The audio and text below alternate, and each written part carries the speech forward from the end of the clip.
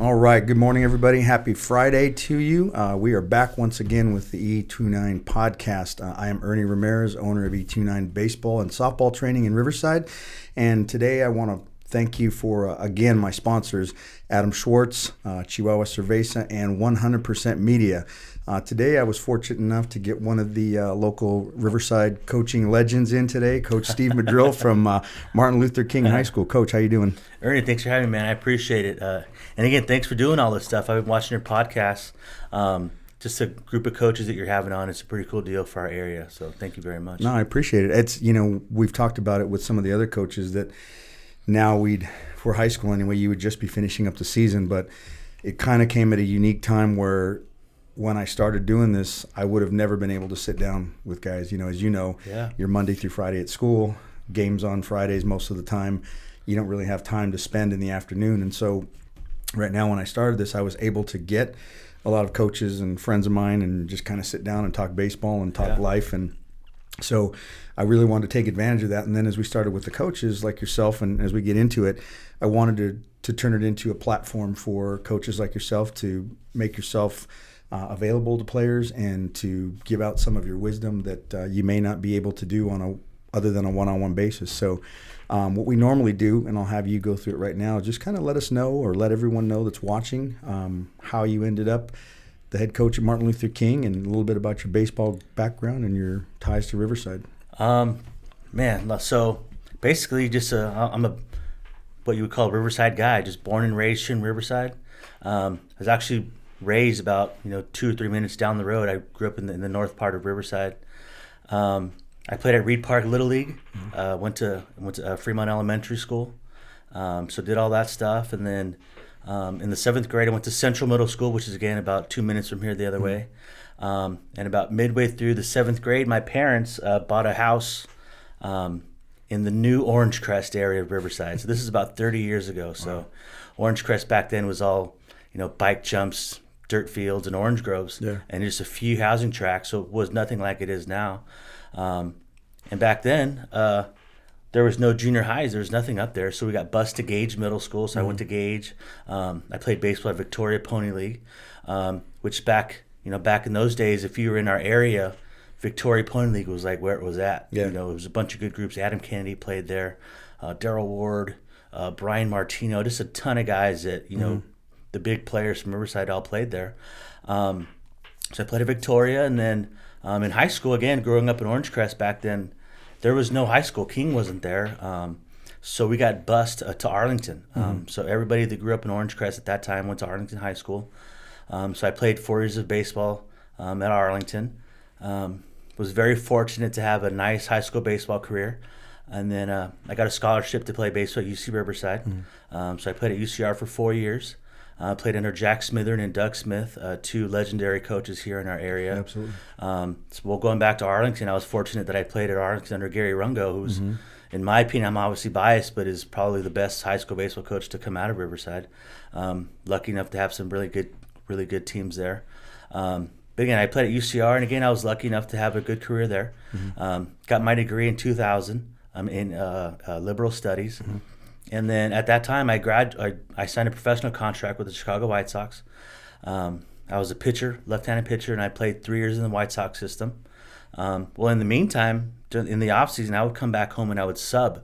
I was very fortunate because I had finished school. I finished college already. So I was able to sub and do stuff like that, where a lot of guys, when they sign or get drafted, they don't have the college background. So they're kind of just figuring it out, trying to see what it was going to do. But I knew all along that when my playing days were done, I wanted to get into coaching and I wanted to get into teaching. I wanted to be Gary Rungo. So that was kind of my goal the whole time. So I would start subbing, and I would sub at Arlington and some other districts around the area.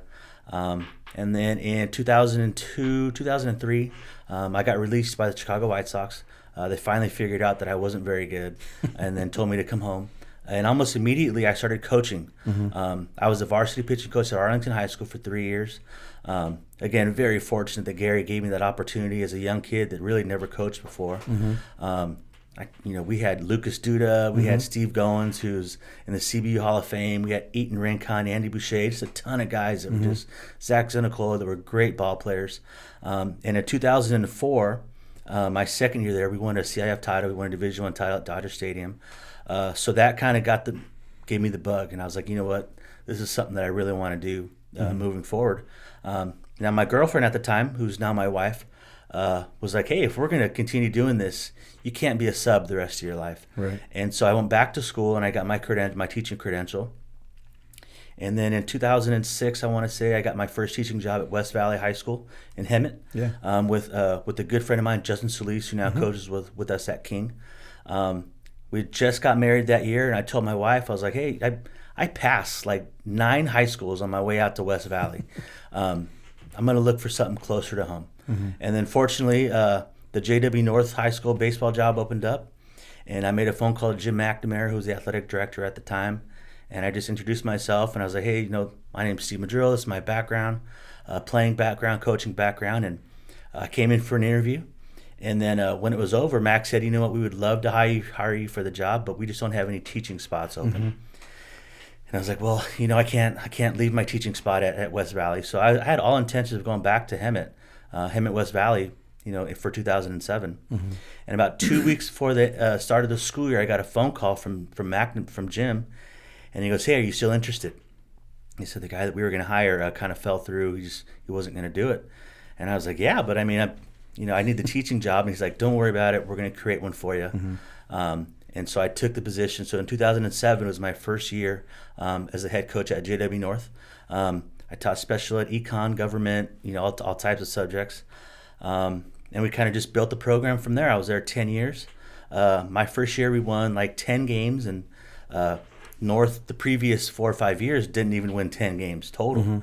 So we were kind of getting better. And then my second year we made the playoffs. We lost to a guy named Garrett Cole from Orange Lutheran, who beat us in the first round of playoffs in 2008. He's all right. Yeah, he ends up being pretty good. So my third year, we kind of took a little step back, and we went young. We had a really young group of kids, a very talented freshman group, a very talented sophomore group, and we went 4-24 in the first year of the Big Eight. The Big Eight started way back in 2008, and we got pounded. But we could tell that we were going to be okay eventually. And then in 2011, which was a couple years later, that freshman group was now juniors. We ended up having an amazing season, and we won the Division I CF title in 2011 at Dodger Stadium. So in 5 years, we kind of went in and turned it around. In 2012, we were probably on paper, we were probably better than we were in 2011, just probably an arm or two short. But we had some tremendous ball players on that team, and then from then everything kind of just rolled from there. We had some great clubs. 2016, 2015, 16, we had a great group at North. We had Shane Martinez, who was drafted, who was the County Player of the Year. Christian Koss, who's now playing in the minor leagues. Manny Galvin, who's playing college baseball. AJ Hirado, who's at San Jose State now. But at the end of 2016, my wife and I had our third child. We had our third kid, and it just got to be too much. Me being on one part of town, my wife at King, she's been at King for 20 years as a Spanish teacher. Wow. It just got too tough because I was here, she was there, and we had to meet in the middle to pick up the kids. It was difficult. Well, at the end of the year, the King baseball job opened up, and I had to ask her permission first because I didn't want her to feel like I was invading her territory. And she says, yeah, let's do it. It'd probably be a lot more convenient for us anyways. So I applied. Still had to interview and all that stuff. So I was fortunate enough to get the job, the baseball job at King. And that was 4 years ago. So I'm now in my fourth year at King after being 10 at North. And still, trying to build it. Still trying to, instill some things that we want to see and develop our talent and, in a sense, change the mentality and the culture of our program every year. And not just be that team that's going to do the same thing all the time. We're constantly trying to grow and trying to develop and change some things around and kind of change some things on the fly and just to kind of keep up. Yeah. But yeah, so that's how I kind of ended up at King. Long story short, but I mean, it's been a wild ride. No, that's fine. What's curious to me is I always start off with that question, and that actually leads me into other questions. And I was going back, and when you said 10 years at North, from being on the other side of it, I never really even realize it was that long. It kind of felt like it was a lot faster for you. Yeah. And then as you were talking about it too, one of the questions I always ask usually with the coaches, we all start at some point on the field, and then there's that transition. And some guys, you can see that they went there grudgingly, and then there's other coaches that I've planned this out from before, so I kind of laid things out that way. And so for you, when you were making that transition from player to coach, one of the things that I think that is something that you should follow up on with just players in general that might be listening, when you were coming back from the minors, you were still working at your craft for the long haul. Yeah. Now you have a lot of players that maybe they have the opportunity, if they're drafted young and they haven't finished their degree, they have more of an opportunity to finish online, to where, you know, when you were playing, or even back when I was playing, that wasn't an option. There was a lot of seat time. There was a lot of time where I would really have to make the choice, one or the other. So when you had decided that and you were looking at coaching opportunities, was there a specific school that you maybe had in mind, or an area that you had in mind, or were you just kind of open to maybe even relocating? Well, I mean, I think Riverside was always, you know, our destination. Being just from Riverside, growing up here, my wife and I, both of our families are here. Everyone lives here in town. You know, I think Arlington was obviously, you know, my dream school to go back to be, you know, to coach there. You know, but Gary Rungo was still coaching at Arlington when I got the North job. Right. And we had the North program running, so it wasn't like, you know, we were going to, you know, make any moves at that particular time. But yeah, I think, you know, going back to Arlington would have been great, but I always remember that Gary would always invite guys back. I mean, you know, Lucas Dudas, those big time guys that play in the minor leagues, even myself and Julian Leyva and guys like that, we would go back and we'd work out at Arlington. I think that's what kind of wanted me to stay with that youth part of it, you know, the high school game. I try and do that now, you know, at King, and, you know, Brandon Ramey's pitching with the Phillies, and I want him to come back and throw and talk to our kids and teach us the things that they've learned at the next level. All of our college guys, man, Trevor Cadd, Dylan Orrick, Nate Webb, all those guys, Rory Smith, I want him to come back to King to show that culture of what was kind of developed and built in order to kind of do it. And really, that was what Gary taught me, you know, back when I was in school and coaching. Yeah. So I think that's a big part of, you know, the development for our teams and our kids. Well, it's kind of cool to hear that, because I kind of think there's probably maybe 7 to 10 years between you and I. But when I was playing, there was that one school, one town. You know, you didn't have multiple schools in the town, and so there was that pride. So everyone from the 4 or 5 little leagues all went to the same high school, and you built that pride. So I kind of feel like your generation is kind of the last of that, because they're so spread out, and now the way things are changed, kids can transfer schools, so that bond of hometown feeling is kind of dissipating. And I think it's great when coaches want to connect to that past, because for the kids that are playing, that does make a big deal. You know, to them, you probably know now, they don't want to play at a school where nobody's come out of, you know, or nobody's been drafted. So, you know, it's great to hear that. As far as playing locally with UCR, when you were at Arlington, was that kind of one of your main top 5 schools, or did you have some other options that maybe you thought? Yeah, well, I mean, I had a really good junior year. I think my junior year I went like 9-0 with like a .63 ERA, and then the attention really started to come after that. I Cal State Fullerton, you know, I'd go to some camps and stuff like that. Back then we had scout balls, when scout ball was really scout ball. Now it's a little different. Now it's like, you know, pay all this money to be called on a scout ball team. Back then it was different. It was all the top guys in the areas, Orange County, LA. So I started to get some notice, like Miami and stuff like that. My senior year, I started the year 5-0. I was on, you know, ready to have another great year. And then I got tendonitis in my elbow. Sat out probably another 10 games or so. Was only able to DH at the time. Came back, you know, did pretty well. Back in the day, we had the Riverside Classic, which was like this, you know, the ultimate, you know, high school baseball tournament in the area. And my first game back was against Temecula Valley, and I think we beat Temecula Valley like 5-1. Had a great start, and then it went into my shoulder, and then so I was constantly just hurt, you know, my whole entire senior year. Came back for the playoffs, it just wasn't the same, and then we ended up losing in the semifinals. So yeah, I mean, being from Arlington, in that area, obviously, like I said, in Orange Crest, we were all Arlington kids. Like we all wanted to go to Arlington. We wanted to make sure that we were the best school in the city. We wanted to play the best competition. We wanted to prove to everybody else in Orange County that we were the best players. And that same thing happened to UCR when I made the move to UC Riverside. It was a chance for me to stay home, be that local kid. My parents can go to the games. My girlfriend can go to the games. My aunts and uncles. And they were able to hang out in the outfield and barbecue and do their thing. And that was all part of it. I just wanted to bring pride and some respect to our city and do it on the field, you know what I mean? And kind of keep our group together and know that, you can play some baseball in Riverside. And we have some talent. And, yeah, that was kind of my way to not only, one, get an education. Obviously, that was the number one thing. But to be at home, be in our town, be in our city, and kind of build it from there, from the grassroots, and turn into hopefully a coaching career, in the city afterwards. Yeah. Well, it's interesting you say that, because that was going to lead into my next question, because now you're in the other end of it as a coach, and you have all your high school guys, and they're getting noticed, and they're getting scout ball and showcases and things like this. One of the things that I'd mentioned to some other coaches is I really appreciate the way schools like Cal State San Bernardino, UCR, Cal Baptist, they've started to focus more on Inland Empire kids rather than trying to pull kids from out of state or getting into that competition, because there's just so much talent. I mean, Southern California has always been one of those, like Texas and Arizona and Florida, where you have so much talent. Even if you're not one of those top 100 guys, your second 100, your third group of 100 kids are all talented players, and they just might need a few more years or a little bit more development. But so being local, is that something that maybe you would try to instill in your guys, being that you are now kind of a staple in Southern California? Does that still apply for you as far as kids? I notice now, talking to kids when I travel, a lot of them don't want to stay home. They want to go somewhere. They feel like they need to get away and out of state, and I think it's something that is really important, that they look internal because of some of those things.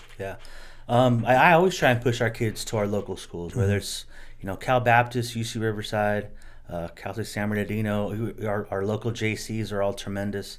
But you're right, the culture or the thought process for those kids has changed over the years. Back when we were growing up, kids didn't really want to go back east. They didn't want to go to Texas or in the snow in the Midwest. They were going to stay around here, or they probably just weren't going to continue playing. Right. Nowadays, there's so many options that these guys have. That NAIA school in Illinois is going to give you a ton of money. That D3 school in New England is going to give you $50,000 academic money. It's just way different, and I think social media has a lot to do with that. Because now schools are able to promote themselves that they weren't able to do before, because now about that school in Florida. Right. Back when we were growing up, we had no clue who Nova Southeastern was. Right. You know what I mean? But so it's changed. So I think kids are a little more open to that now, and they're probably just ready. Mentally a little more mature growing up at this age, because things that they've seen or things that they know or the information they have, so quickly through social media and phones and stuff like that. So I wish more kids would stay closer to home. Cal Baptist and those guys in UCR do a tremendous job of getting all of our local kids. But it's tough too. It's tough, and I don't blame or fault our Division I schools or Division II schools locally when they go and try and recruit a kid from out of the area, because those guys got to win. Those guys feed their families by winning baseball games and developing talent. So don't get me wrong, I would love for those teams to be loaded with Riverside guys or IE guys, but they got to get some kids out of the area too. So to answer your question, it's kids are kind of going all over the place. And it's good for them. They're going to go out and play, and they're going to get an education, and have baseball be an avenue to getting that education. It's a little different nowadays. It's interesting, because I'd always looked at it from, let's say, for example, football in Texas. Every kid playing high school football wants to play for one of the universities in Texas. And I'd always kind of envisioned California baseball being the same way, just because we have so many options just in the Southern California area, but then you narrow that down, and just right here in the Inland Empire, you have 3 different options. Now you have 2 D1s, you have a D2 in San Bernardino. So there's just so many things that they can see and develop, and all of a sudden you make your hometown or your home state even a bigger target for other players to come eventually down the road. But Yeah. and more often you kind of help motivate the local kids. Hey, I don't necessarily have to be seen by these schools out of state. I've got 2-3 powerhouse schools right here that I want to be recruited by. And of course, being at the high school level, you hear more of that because you have access to more of those guys that are looking locally. So as far as the schools go, and we'll kind of go off a little bit off the baseball track here, with everything that's going on, what do you, on a personal level, do you see, or do you kind of envision going forward how things are going to play out? There's just so much uncertainty right now. Yeah, I wish I knew kind of what was going to happen. In our last virtual staff meeting that we had at King before the end of the year, Mike West, our principal, said that make sure you check your emails over the summer because we really don't know what's going to happen. Yeah. So we've heard everything from it's going to be a hybrid kind of learning where 2 days a week and then 1 day is online. Shorter, smaller classes. We really don't know. It's going to be interesting how it kind of plays out. I've heard us starting in January, being completely online through the first semester. But there's always rumors. There's different ideas. But honestly, nothing right now that we know. Yeah. And as far as sports go, I mean, starting with football, like, I don't know what's going to happen with those guys. Do they play a league-only schedule, 5 games? Do they start their year in January? It's going to be interesting, how it goes. And they're talking about no fans, just parents in the stands. Like, the financial implications of all this is tough for our schools too because we pack the house, man. We sell a lot of hot dogs and sodas that aren't going to be sold now. You know, so the revenue's not going to come into our schools. We're seeing a ton of budget cuts at the state level. I don't know. Fundraising is going to have to be super important for every program now. Just community relations, trying to get out and support our businesses, and then in turn, hopefully they can help us out with the some donations and stuff like that. Yeah. But man, I wish I knew, but it's crazy right now. I know for me, I've already started scheduling our fall schedule, like if we are going to be in school. Right. So playing our normal Orange County schools, Riverside schools. But then at the end of our conversation, it's like, all right, well, let's plan it, but let's see what happens. If we got to cancel, then obviously it is what it is. But we're planning on it like it's going to be normal. We're planning on the spring like it's going to be normal. But just don't know. I have no clue. Well, and that's a question I like to ask because everyone has a different view of it, and you being on both sides of it, from the classroom and the field, it may be normal for you on the field, but it may be totally different in the classroom for you. So you're going to have to try to modify things. And talking to other coaches, I was trying to throw out different scenarios just to see that, if you only have enough money to fund one program. It might be more of a college type tryout. Hey, I'm going to get my best 25 guys, and this is all we can afford. We might not be able to send buses or have umpires or uniforms and travel and things for a freshman or a JV team. And so, without knowing what the budget or the money is going to be like, those decisions may be. And you saw initially there was some schools. There was 3 D1 schools. I think one of them just brought their program back, but there was 3 initially that cut the programs altogether, so that kind of made everybody go, wow, how far is this going to go? So, talking to players, I don't know if you've had a chance to have any communication with your players. Being a coach is different than being on campus. You have so many more students than you do players.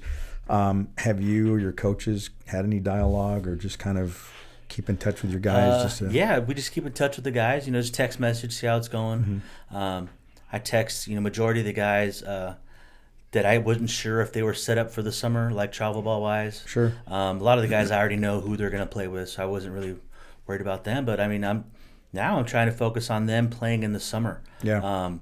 For whatever organization or team they're going to play for, because I think it's important that they when it opens up, when Southern California travel ball whatever opens up, they got to play. They got to get after it, and they got to get in the weight room. And so in that sense, we're talking to our boys, just making sure that they're all lined up to go, because when we do get back, we don't know if it's going to be, hey, we got to start now, or we kind of ease our way into it, or if I even see them at all. I don't know what 6th period baseball is going to look like when we get back to school, if we even have it. So what they do on their own time is even more than ever before is so important. Yeah. To getting those extra hacks at a facility like E29, in their backyards, at a park, being able to throw, being able to get bullpens in, just to continue their development. Because again, everything is so up in the air that I'd love to say, all right, August 12th is our first practice at King, get ready to throw, but Yeah. we might not be there on June or August 12th. We just have no idea. Yeah. Well, it's interesting now, and I hate to break it to you, but you're one of those old coaches now. Everybody crosses that line sometimes. So now, having kids of your own, and I see your son working out, and so now your role has changed. You're not just coach anymore. Yeah. Now, for some of those kids, you're a different role. And in something like this, with so much uncertainty for us as adults, you kind of imagine for a 15, 16, 17-year-old. And as an athlete, scheduling and preparing for a certain date or for a certain time is so important for your discipline and your training. Now, how have you kind of had conversations with some of the players, or even some of the players that have in the past that have come back to you? You mentioned some of your minor league guys that are around. They don't have a timetable for training or that. What has some of your advice been to those guys? Same thing, man. Just now's the days of the home gym. I mean, they've got to lift at home. They've got to do their conditioning on the sidewalk, and perfect push-ups, man, and just go on offer up and try and find some weights because nothing's open. Yeah. And they can't stop. The grind has to continue even though there's all these roadblocks. You know what I mean? So they got to keep working. Whether it's, like I said, just meet up with a friend and long toss at the park, or go to one of the local facilities and and find a way. I mean, resilience is always key in our game and in life, and these kids got to be very resilient right now. Yeah. And it's easy to just say, I'm just going to hang out at home today because that's what they've been doing for the last 2 or 3 months. But the cream's always going to rise to the top, man. So you're going to be able to see right away those kids that put the work in, those kids that found a way to lift over the summer, compared to the kids that kind of just hung out at the house. Yeah. And we're just doing what they do. But yeah, guys like Brandon Ramey and Christian Koss, guys that are still playing the minor leagues, they got to hit.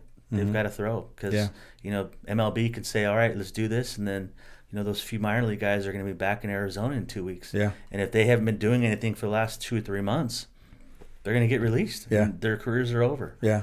So it's very important for those guys. Yeah, it's definitely a difficult time, especially for younger players in general, because at that point you're still trying to develop a routine. Once you've been the levels you're at in college and at the professional level, how to self-discipline and, okay, I need this much time to get my arm in shape. I need this much time to get my running in. And so for a lot of these guys, I think it's actually a great opportunity for them to grow and learn, because that same discipline will help them in the classroom. Different school districts have had different ways of finishing up the year. So I think some of the guys are learning how to just focus and maintain themselves. For years they have a coach like yourself telling them what time we're going to practice, what we're going to do at practice, and now it's up to them. Yeah. How much have you been paying attention? So now going along those lines, you have a son and he's playing ball and soccer and golf and everything else. Is there something now, looking from where you started, maybe from Little League and then moving through the ranks, and now being one of those coaches that's been in the area for a long time, you've seen the changes in the players. Is there something that you think after all of this, maybe you would like to see youth baseball focus again, or refocus, or maybe put more of a priority on going forward? You know what? I've had it. I talk to my wife. We talk about this stuff all the time, because my son, he's 9, and he plays Little League, and there's kids nowadays that are 7 and already playing full-on travel ball schedules like every weekend, and that just blows my mind that kids are doing that at such a young age, and at 7, 8 years old, they're already one-sport athletes. Right. And I want my boys to be multi-sport. I mean, like, I bought my little guy a golf club, and he's swinging it, and he kicks soccer balls. My dad built him a little football tee so they kick field goals in the backyard, and they kick soccer balls, and because I just want him to have fun, and do it.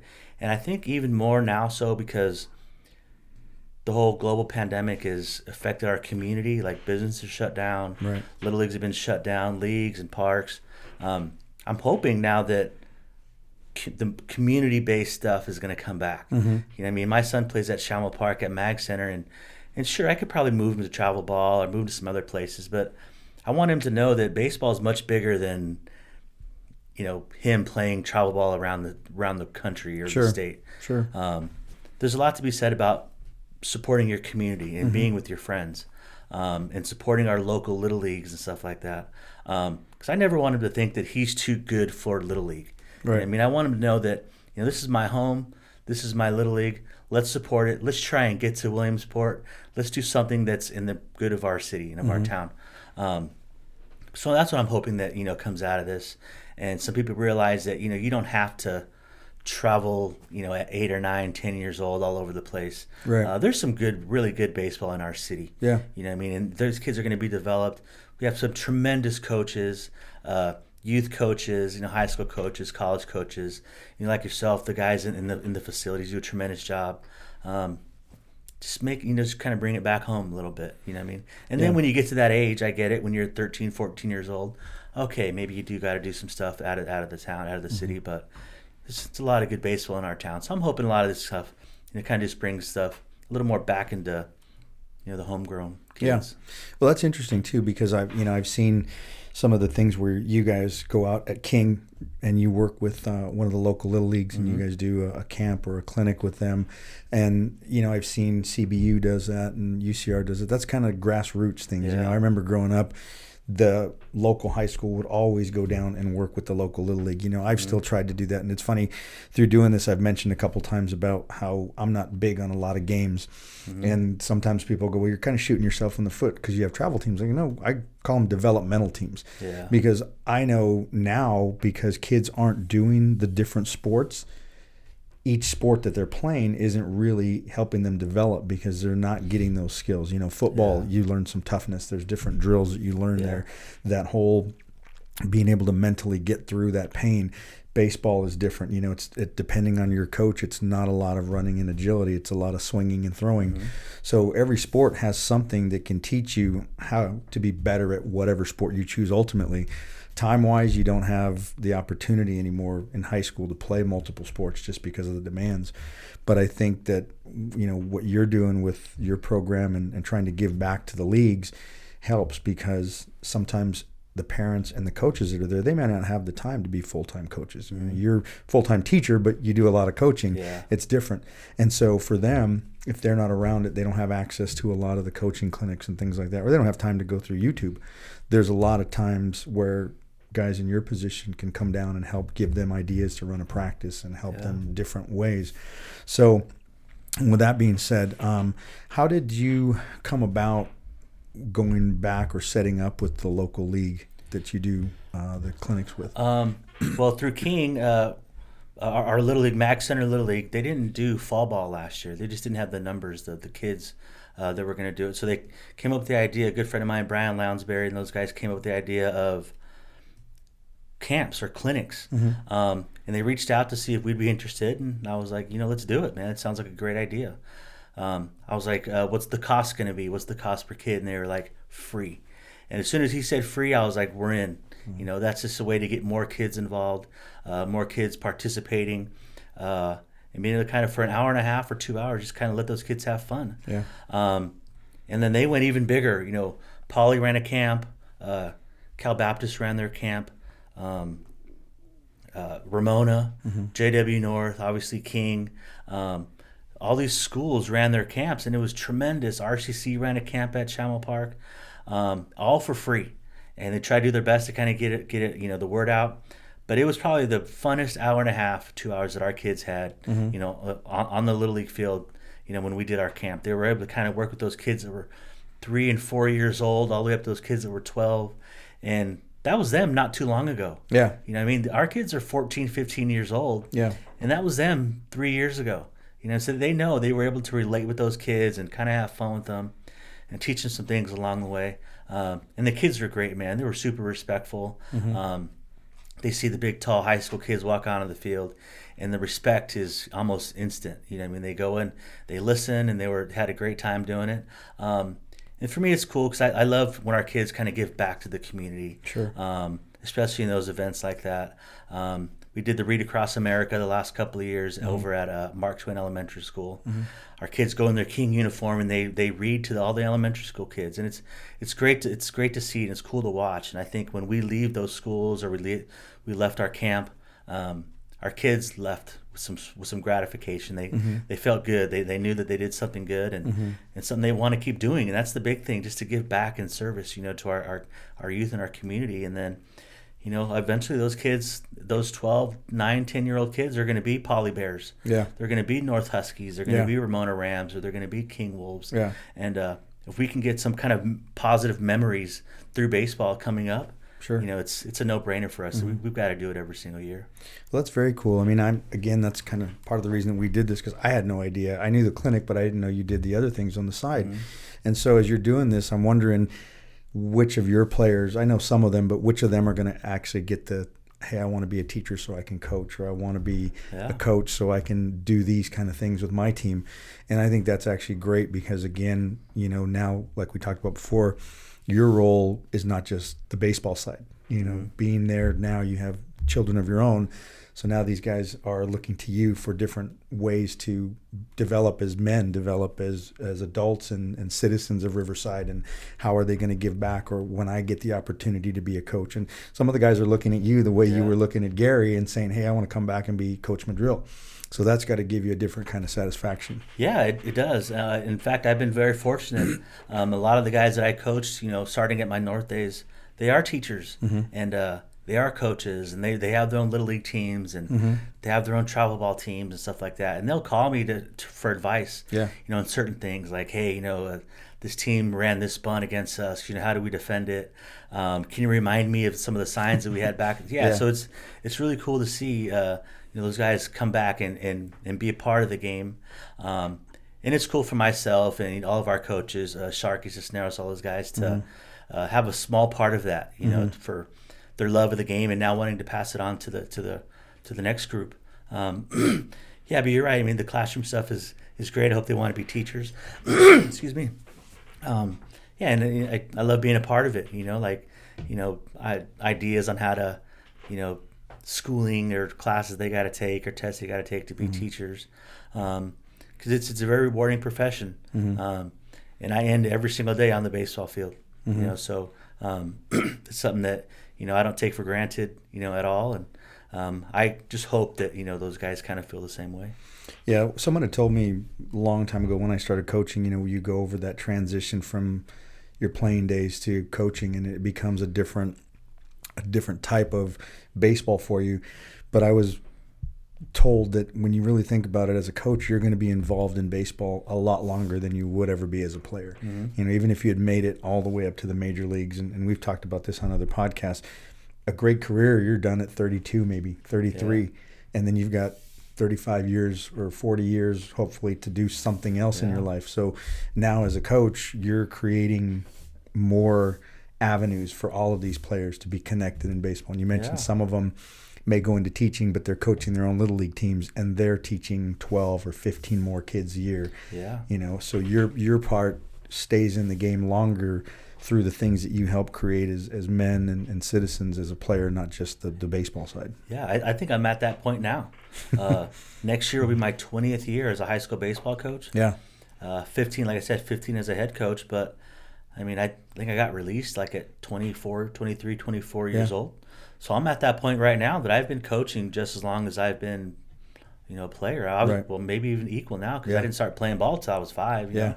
So I'm at that point now, and seeing myself continue on and doing it, just kind of keeping those guys, involved. I mean, but high school baseball has changed so much nowadays, man. Like, I mean, as you know, like, I've learned over the years that being a high school baseball coach is about 70% off the field stuff. It's management, it's grades, Absolutely. It's scheduling, it's uniforms, it's fundraisers, it's talking to kids one-on-one to make sure they're on the right track, and it's about 30% baseball. You know what I mean? So I don't know how that's going to continue moving forward. I wish it was a little more like 70% baseball, 30% the other stuff, but but I've over the years I've cherished the 70% part because that's really where your impact is. Yeah. Baseball is baseball. I mean, everybody knows that. The games are great, but it's not real life. You know what I mean? It's just what you do for a few hours to kind of pass the time. The 70% is where you're going to leave your impact as far as, kids getting to college, making sure their grades are right, building relationships on the field and off the field. Right. So that's the part that I really enjoy. And it's kind of like I said, like after all these years, you see that, and that's where you want to more of your focus. You know what I mean? And have those kids be successful adults, and get married, have kids, and stuff like that, and buy a house. So that's the reward that I see now. And now, like after all these years, those kids are having kids, they're having babies now, and they're married, and it's cool to see that kind of stuff. Yeah. Yeah. And then they bring them out, and you realize how old you are. Yeah, absolutely, 100%. Well, even going on that too, one of the things that you look at and how high school baseball has changed for a lot of the players now, I think, and this is probably the same for any sport, and you kind of touched on it before with all of the year-round travel, anything. There's travel basketball, there's gymnastics, there's cheer, there's and kids have started getting into sports with the intention of the payoff at the end, college scholarship, getting drafted. And so it's hard for them to understand that there's a long way in between that. You just see the end result on TV or the gold medals or whatever, but you don't understand all the work that goes into it. And you kind of touched on it, and I'm going to give you a chance to kind of make a public service announcement out there for the parents. But, as a coach, you mentioned all of the things that you also have to go to. And so a lot of times, and I heard this when I was a coach too, some parents feel like you can never do enough for them, but they don't understand you have a family when you leave the field, and those kids need your attention. And you also have things that you do in the classroom that you have to do responsibility-wise, because your main job that provides your income, it's not coaching. Teaching is what provides your income, pays the bills. And so, for a lot of those parents to understand that there's a lot more going into it. Like you had mentioned, you were teaching at one school, and then you might have to go and coach at another one. It's not just I get hired as the baseball coach and they find me a job. Those are very hard to come by. And when you do get to that level, maybe go a little bit into kind of what your day's like as a teacher / head baseball coach, so the parents can kind of see what you do in a day. So, we lift in the mornings on Monday, Wednesday, Friday. So I get up at about 5:30, try and get to King by 6:10. Just to kind of get the weight room open. The boys will lift. School starts at 7:50, so we're done usually about 7:20. Get the boys in the weight room or the locker room to get cleaned up, and then I go into teacher mode. I've got to figure out, get everything situated to what we're gonna do in the classroom that day. Get our lessons squared away. Make sure everything's all dialed in. And so from about 7:50 to about noon, I'm Mr. Madril. I'm not Coach Madril. So we teach our lessons. I do econ and government, so we want to make sure our kids are engaged and they're learning, and we're supporting everything we can. I also teach special ed, so I do the IEP stuff and the teaching and all the meetings. So I got to write IEPs, find time to get that done during my lunch period, and then fifth period is my conference, and that's when I start to switch gears into Coach Madril mode. Sure. Excuse me. As soon as I'm done with my IEP stuff, and then it's practice plans. I'll spend about 10-15 minutes getting our practice plan ready, get everything printed out, get changed, get ready to go to the field, and then about 5-10 minutes before the bell rings, I head out to the baseball field, and that's at about 2:00. And I think I can't speak for other programs. I know it was like that when I was at North, but we're every day. Like we practice every single day, whether it's for 1 hour, 2 hours, or 3 hours. We're out there daily. Rain or shine, we're gonna try and figure out things to do with some rubber balls on the asphalt on the days that it's raining. Because if we're not, somebody else is. So we try and figure out what's going to happen. So it's kind of funny that how things shift. I never even thought about it in that terms, but and then as soon as 4:30 hits or whatever time it is, I go back to my room, make sure everything's ready for the next day for the school part. I get in my truck and I drive all the way across town and pick up my kids. My parents live over by Reed Park. So I pick up the kids, talk to my parents for a little bit, and then we head home. So I get home about 5:00 in the afternoon, make dinner, make sure homework is done, and the kids are showered up and ready to go to bed. And It's every single day. Yeah. So it's a grind. Yeah. But it's become so much of my routine that I don't even see it like that anymore. Yeah. It's just kind of what we do.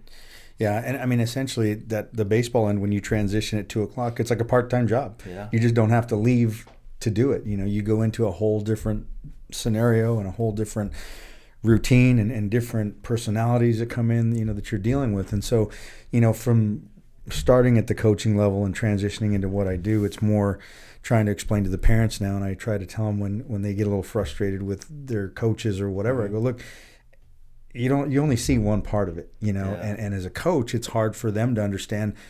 You only see your son, mijo. Well, I'm responsible for 50 mijos. Yeah. And I have to treat him the same as I do your son and the same as I do your son. So if I give you 20 minutes after practice, then I need to give them 20 minutes. And 20 minutes turns into an hour. And then an hour turns into, now I'm late to pick up my son. Yeah. Now I'm bringing it home. And believe me, every high school coach, every baseball coach would love to spend 24 hours a day doing baseball. Yeah. But life just doesn't allow that. Absolutely. And so, I know that you do your best for every one of your guys to try to help them go above and beyond. But, we try to explain to them, we have John Chastain there, who's a coach, and then Jason, who's on behind you, is going to start helping out at the shop. And so, these are all guys that are baseball guys. But there's other things that we do that help pay the bills. So, I wanted to make sure that I got that in for you, because I know a lot of times parents don't understand the grind that it is. Imagine coming home from your job, whatever it is, and then someone else, and now you're more accessible. Yeah. There's emails that you get and there's texts that you get. So it's almost like you're on 24 hours a day. Yeah, we make, there's a lot of tough decisions that go into every day. Yeah. Every game, every practice. Yeah. But I always remember Gary Rungo told me back when I was coaching for him, he's like, Steve, you got to remember that we are in the kids business. Mm-hmm. We're not in the kid business. Yeah. You know what I mean? So you're right. You got to look at it, in the group aspect of it. Yeah. We always got to do what we think is best for the program, not for the individual. Yeah. So that is, kind of dividing your time amongst a bunch of kids rather than just, sure. one. And there might be decisions that are made that, are tough that people aren't going to understand. But, luckily, and I know that all the coaches in the area are the same boat. That's why we have great coaching staffs. Sure. We can lean on them and talk about it and figure out what's the best move for our programs. Mm-hmm. So those guys are huge, support, for what we do. But, I mean, you're right. It's tough. Mm-hmm. I get home at 5 and then you get a text message or an email and I'm like, come on, man. Like, I'm trying to eat dinner right now, but you're right. I mean, all of us would love to be Troy Percival and Gary Adcock. Yeah. Just baseball 24 hours a day. Yeah. But, it's not like that at the high school level. So we've got to figure out, kind of bide our time to make sure that, Josie, Sammy, and Carlos are getting their time just as much as, the 50 or 60 King baseball boys, Yeah. And it's trying to explain to parents too, and trying to let them know that, hey, I know for me as a coach, and I'm sure you would back me up, and any other coach across the country in high school, we would love to have every single one of our guys get the baseball experience that they want beyond high school. Yeah. Because we all started the same way. The first time we picked up a glove, we wanted to be whoever it was we were seeing on TV. So we all want that for the kids. And it doesn't always work out that way. And so sometimes we're put in a position where, we have to try to figure out ways to help them understand that, look, there's only so far we can go, and a lot of this is on you. Yeah. And so, that falls back to what we talked about now with everything going on. This is really going to sift out a lot of the players that, hey, I really wasn't on summer vacation for the last 8 weeks. Yeah. I should have been in school. I should have been working out. Now we're getting into where it's summer. Okay, we're a little farther along. Am I ready? I had a meeting with the city on Wednesday. And again, the city, as far as the parks and the leagues and opening up for tournaments, and I'm sure the school districts kind of follow whatever the cities and the government does. Yeah. It may be July.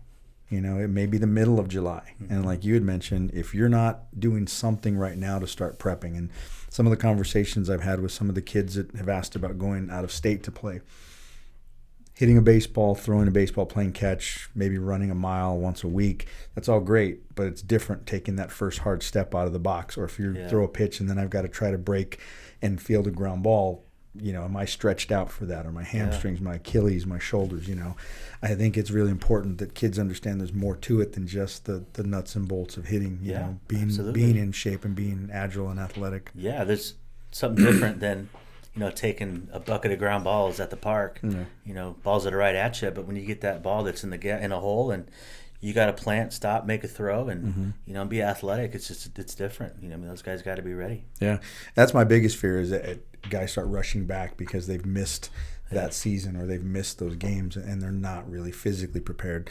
You would hate to be out for 8 weeks after you just missed 8 weeks, because I popped an Achilles or popped a hamstring. So let's go fast forward a little bit. So now you're at King, being almost 20 years as a coach. What are some of the things that you'd like to do going forward? Do you have any goals or any targets in mind for the high school, things that you'd like to kind of change at your program, upgrades, facilities, things like that? Obviously, our facilities are in much need of an upgrade. School's 22 years old now, and there hasn't been really a lot of upgrades to our facility. Some of the schools in the area have gotten complete renovations, and so it's a constant battle that we have, at King. But we have an awesome field. I think it could be one of the best fields in the area, but just needs, it needs some updating. I want to see our team continue to get better, play the best competition. It's something that we've never shied away from. Go out and play those top Orange County schools, LA schools, San Diego schools, and kind of bring some pride back to Riverside. We're the only Division I school in our city, right? And we've got to play Division I schedule. We've got to go out and play Orange Lutheran and Mater Dei and Harvard Westlake and those schools. So I want us to continue doing that and be known as one of the top schools in the state. And that's starts at home. It starts, but we do have practice every single day. Yeah. And then me personally, I'm about a month away from finishing my admin credential. I love coaching. I love being around the kids, but I don't see myself being 63 years old and still coaching high school baseball. I do see myself being involved in athletics. So it's my goal one day, when years down the road, not necessarily right now, to be an AD, a high school athletic director, and kind of just help support coaches. Because over 20 years I've seen a lot. I've been through a lot. There's really nothing that another coach from another sport is going to see that I haven't already seen. Sure. Just through experiences, whether it be on the field or with officials or buses, scheduling, parents, kids. I've seen a lot. Yeah. And I think I could be a valuable asset to some coaches. So that's something I would like to do much later down the road. But until then, I'm, it's King baseball, man. Let's go. Let's try and win a title. Let's win a Big 8 title, and let's go out and win a CIF title, and let's make memories. Yeah, that's one of those that we talked about the baseball quality here in the Inland Empire. So and as you're mentioning that, I'm thinking that's kind of a big responsibility. No knock on any of the other schools in the area, but being the only Division I, and for the longest time, that's what you kind of used for football, for baseball, for basketball. If you were in a Division I high school, you weren't seeing consistently the best talent, and now you guys are. Yeah. So that kind of puts a lot of extra pressure for you because, most of the time, the high school level, you're looking for just good coaches. Be consistent, do the things you're supposed to, develop men, develop good students. There's a little bit of a winning element that has to come with your job. So it's almost like a college level position. Yeah, it is. There's so many great things about being, the coach at King. Obviously the amount of talent that we get is a double-edged sword. It's great that we got so much talent, but that it's also hard. It's kind of bad that we got so much talent because we can't play. You can only play 9 guys on a baseball field. You can't play 20. Right. So somebody's going to sit. And it's unfortunate, but that's just kind of how it is. Our booster club is tremendous. They're so helpful as far as getting us what we need. But I've also seen the other end. At North High, we didn't have a booster club. So I was the head coach at North 10 years, never once had a booster club, and I was the booster club president. I was the booster club secretary. And we were successful. So I know that now that we have the resources at King, we can be successful too. And it's just we gotta continue to develop and change our mindset and get after it and get tougher and get stronger and grind and compete, man. Just like we did, growing up, in our era when we didn't have gyms, 24-hour fitness on every street corner. Right. There weren't a ton of batting cages and facilities around.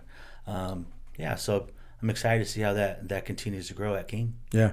Curious, too, because you've got so much more development coming in the area, so you're going to have a lot more people moving into the Orange Crest, Riverside area, which is going to bump up the enrollment, and eventually that leads to another school opening up. I'm always curious if we're going to be able to hold another one, which at that point then it takes all the other schools down a little bit, and then so the talent spreads out a little bit more. Yeah. So that's it's always good. But I mean, I think for you too, most of the time as a coach, you still have that competitive fire, that you had as a player. Yeah. And now being in that highly contested league that you're in, you have to really always try to reevaluate what you do as a coach, and gosh, how can we get over this hump, or how can we beat these guys consistently, or how do we break out of that pack and separate ourselves?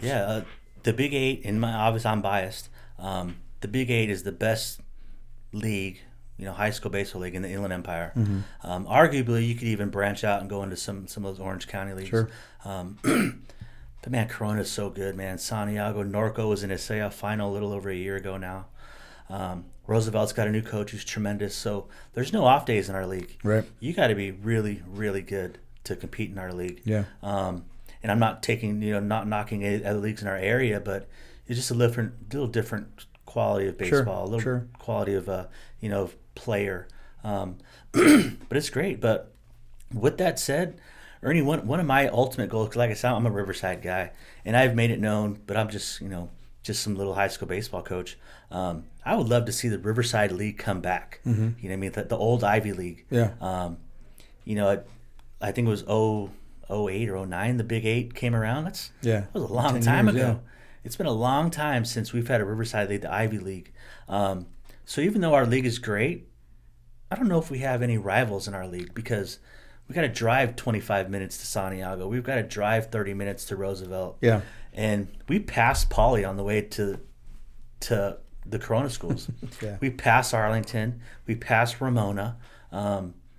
I would like to see us get back into a Riverside base and create some city rivalries that we had back in the day that we just haven't had in so many years. That league championship, that being the best team in the city, and then go off into the playoffs and try and win a title. Yeah. And have that city focus and that hunger of representing our town, and pack the house, man. Just get a ton of people when King plays Poly on a Friday afternoon.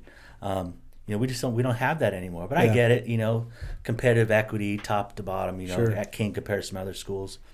But who knows now with all the budget cuts that we're going to have? Yeah. Transportation. I don't know the numbers, but I'm sure it's a lot easier for us to go to North and to go to Poly and it is into Ramona transportation wise than it is to drive all the way out into Corona. But I don't make those decisions. But I just think it would be really cool to bring back our city league. Yeah. You know what I mean? And I'm glad to hear you say that too, because I've always liked that part of it, and I have no idea or I'm not even going to try to act because if I know budgets for the schools or how they set the leagues up and things like that. But one of the things that I've always loved about baseball is the fairness of it. Mm-hmm. It's not a bigger, stronger type thing. Football, it's different. Basketball is different. Yeah. It's one of those where every coach that's out there has the same opportunity to build his program or develop players or figure out ways to develop those players. And when you get on the field, anything can happen for the most part, So if you do change up the leagues every couple of years, I would just kind of like that because for the kids too. So imagine if you're a freshman coming in and you're going to see two different changes. I'm going to get to play some of these other teams from the local area. Some of these other schools, wow, they're that much bigger than us, or they're that much stronger than us, or these guys are faster, these guys. So I think that would help fuel some of the fire in the other teams. Man, we want to get to that level, or we want to beat these guys next year. Yeah, absolutely. I think a lot of times people see King in the area that we're in that, we're like some college. Like these are high school kids. Yeah. You know what I mean? And our other schools, man, Ramona, They just lost in the CAF football championship game last year. Yeah. Their basketball team lost. The girls team lost in the state finals. Yeah. North's football team won, a league title. The competitive equity or balance in our city is better than it's been in years. Yeah. You know what I mean? And I mean, do I think we have a good program at King? Yeah, obviously I'm biased. But it's not like we would go to any other league in our city and be the Dodgers. You know what I mean? Like, baseball is that one sport where anybody can beat anybody on any given day. Absolutely. You still got to grind. You got to compete. The coaches in our area are tremendous. Those guys do such a good job that I think now, if there ever was a time to do it, it's now. Yeah. It's now, especially with, like I said, all the budget cuts and, transportation issues and possibly cutting lower levels. Man, I could send a freshman team to Poly and be there in 5 minutes. Yeah. And they can play a game. We wouldn't need a bus. Yeah. You know what I mean? Yeah. So, I mean, I don't know. That's just, again, it's just me just talking, being a Riverside guy and wanting to see some changes, as far as what goes on in the area. But I think that'd be really cool, man. I knew growing up that I played in the Ivy League, and when we played Poly, holy cow, man. Yeah. Like, it was go time. I mean, we played North. Let's do it. Yeah. Ramon, everything, everybody in the area. And, I think our kids miss that part of high school sports because they don't play against their buddies that they grew up, playing Little League or Orange Crest Pony or whatever Pony League with. Yeah. Because we're not in the same league. Right. They don't go to the same school. Well, and even now, like you had mentioned, once they break for the summer, they all splinter off into different teams, and you may not ever run into those. But during the school year, that's the only time you would get to play those schools. And again, a lot of these kids came from that junior high, middle school tree. So a lot of them may have played at one school and then they separated to a different high school. But, now is the time, going all the way back a couple weeks ago to when all of the COVID started. And now, you hear baseball and basketball and football and all these different entities talking about changes that they have to make. And one thing I kind of hear consistently is now is the time to try all those things that we probably couldn't get away with 6 months ago because everybody was comfortable with the way things were. Now, like you said, hey, here's an easy way to cut a lot of transportation issues. Here's an easy way to cut a lot of other expenses that we might not be able to have by just staying locally, playing in town. And I think it trickles down both ways because I believe once, like you're talking about, you start fueling that city rivalry again, your rec leagues will start to feed into that. And then you'll have to find other ways, and it'll kind of push coaches to, hey, I want to be involved in these little league guys because they're coming here. I want to be involved in. And I think that'll help just in general with everybody and kind of give that community sense. Yeah, the snowball part of it, going down to the youth levels is in our area is going to change. Yeah. Because, I mean, at least I'll speak for myself. I mean, if that happened, I'm going to go to Orange Crest Pony or Orange Crest Little League, Orange Crest Pony, to see what I got coming in a few years, because I'm going to want to beat North and Arlington and Poly and Ramona, because I want to be the best in the city. And I would expect those coaches to do the exact same in every single sport. Yeah. You know what I mean? Like, man, Poly's basketball program they were almost in the open division last year, which is incredible. When I was at North, we were in the open division in basketball, in girls and boys. So the competitive balance in all sports right now is the best as it's ever been, at least since the Big 8 opened. I don't know, but that's just like I said, it's my, it's kind of my public service statement, to kind of, do some things differently in the area and promote high school sports in our city. Yeah. And we can't do it when we're not in the same league. Right. Yeah. Well, I mean, your voice does matter in here because you're both. You're in the classroom and you're on the field. And so I think that, I remember when I was in high school, it was a big deal for the Little League guys to see the high school guys. And you had mentioned, sometimes they think King is like a college. Well, everything's dropped down, from going the last maybe 10, 12 years when travel ball started. Parents are now doing the same thing for high schools that they used to do just for colleges. Now they're scouting you as a coach, or they're scouting your program, and they're, I don't want to go here. I'd rather go to this school. So wins and losses do matter. Kids that get showcased and committed out of your program actually help you draw more kids in because there's no boundaries anymore. So I think something like that would help, because kids would go, well, I don't need to leave Riverside. Look, these guys are doing this right here, or Ramona's right here, and I can walk to Ramona. And so it gives you a different element. And then I think for you, being at the league would be a huge thing because, your son's probably going to play somewhere and they'll know who you are. And just like a college coach, when they show up with that polo, hey, there's a guy from, USC. Yeah. Well, parents think you're not there watching your son. They think you're there scouting theirs, but, yeah, for absolutely. the high schools. Yeah, and I mean, we have five high schools in our city and, in our district. I shouldn't say our city. It branches out to some great programs in our city too. But, Arlington and Ramona in the River Valley League, Pauline North in the Raincross Conference, and you got King in the Big Eight. We have 5 schools, 3 leagues. Like, we're further away from being in the same league than we could possibly be. Yeah. But, you're right. Whether it's NJB in the city, like, those Poly kids, they're going to want their kids, and North kids, and then Junior All-American football is going to grow in our town. And it could be just by us being back together in the same league. Yeah. Yeah, it's interesting. So before, I don't want to take up too much more of your time, so we'll just kind of wrap this up. And what I'll do is I'm going to have you, if you had one thing that you could say, maybe directed at your players, but just to high school players in general, because you have experience at the college, the professional level, now at the coaching level, something that you could maybe pass on to some kids that you instill in your guys that maybe someone else would enjoy hearing about the game or about the time right now, and things that maybe they should be focusing on to get to the next level.